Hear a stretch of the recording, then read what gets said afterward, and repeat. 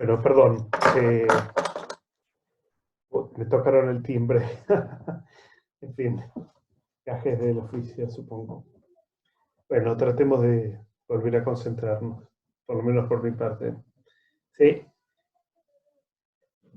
A ver, la idea era que, de acuerdo con Locke, ¿sí?, la cuestión de qué derechos yo tengo que renunciar para, digamos así, salir del estado de naturaleza y entrar en el estado de sociedad civil es mucho más limitado que en el caso de Hobbes, perdón. En el caso de Hobbes, ¿sí?, ustedes recordarán, renuncio a la totalidad del derecho natural, ¿sí?, de mi derecho natural a digamos así, con la pequeña salvedad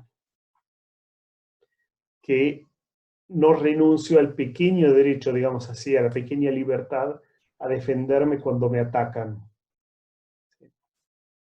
En cambio, en el caso de Locke, yo solo renuncio a una cantidad muy limitada de derechos, básicamente al derecho, digamos así, a los derechos que generan problemas en el estado de naturaleza.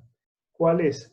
El derecho a interpretar la ley natural y el derecho a ejecutar la ley natural, ¿sí? Y estos derechos, lo que después va a ser como una especie de historia acerca de qué lugar ocupan en la estructura del Estado. Esto por un lado, como un dato relevante, ¿sí? Otro dato importante que Locke tiene en cuenta es que digamos así, las condiciones validantes para que un acto contractual o de consentimiento sea, digamos así, sea verdaderamente vinculante, es mucho más intuitivo en el caso de Locke que en el caso de Hobbes. ¿Sí? Locke cree efectivamente que la coerción invalida, ¿sí?, digamos así, una transferencia de derechos, ¿sí?, por un lado. Por otro lado, Locke cree que no puedo obligarme a hacer cualquier cosa, ¿sí?, que es prácticamente lo que piensa Hobbes con la salvedad que mencioné antes, ¿sí? De hecho, Locke utiliza este argumento, esta idea, para decir que el contrato hobbesiano es un contrato inválido en última instancia, porque yo no puedo obligarme, ¿sí?, a convertirme en un esclavo de otra persona, piensa él. Y esto está vinculado con la idea, digamos así, con el fundamento último de la teoría lockeana, que tiene que ver con la idea de que, digamos así, me dieron la vida, digamos así, para cierto propósito, por ejemplo, ¿sí?, y no para otro propósito.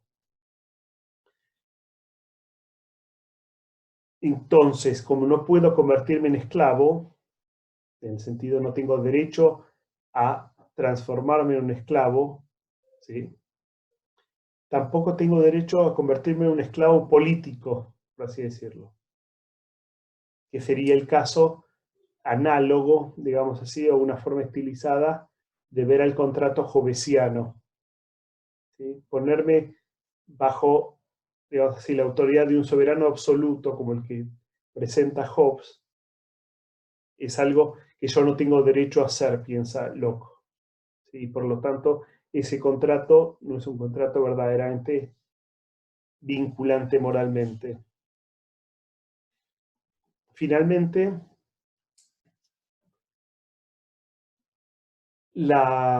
digamos así, el papel que le da Locke al Estado, digamos así, o al soberano, o como él lo llama, al magistrado, ¿sí?, es un papel mucho más limitado justamente en virtud de los derechos que tiene y en virtud del propósito que cumple. Acá conviene hacer una pequeña disquisición terminológica, por así decirlo, y es que si bien nosotros discutimos o analizamos con algún detalle o con, digamos, con cierto detalle algunas de las ideas del capítulo 5 sobre la propiedad privada, ese no es el único derecho que nosotros tenemos naturalmente, ¿sí? Tenemos derecho a la vida, tenemos derecho a la salud, tenemos derecho a la propiedad, ¿sí? En principio, de nuestro propio cuerpo, de nuestros talentos y ulteriormente de aquello que nos apropiemos, ¿sí?, del acervo común en virtud de utilizar, digamos así, lo que es nuestro. ¿Se acuerdan lo que estuvimos discutiendo? Ahora, Locke es ambiguo, utiliza la palabra propiedad, ¿sí?, con dos sentidos diferentes en el texto, en el ensayo sobre el gobierno civil. No es una ambigüedad, digamos así, o un problema que se le pueda achacar a Hobbes en tanto es un uso frecuente en el siglo XVII. ¿Sí? Y es que él utiliza por momentos la idea de propiedad como equivalente a derecho subjetivo. Eso, digamos así, en líneas generales, en todo el libro, salvo en el capítulo 5, que es donde discute la propiedad privada, y entonces él utiliza el concepto de propiedad con un sentido mucho más restringido. ¿Sí?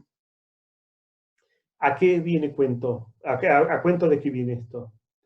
Bueno, lo de lo siguiente, básicamente, de la idea que el propósito, en última instancia, por el cual salimos del estado de naturaleza y nos vinculamos a una sociedad política, es para defender nuestra propiedad en sentido amplio, para defender nuestros derechos.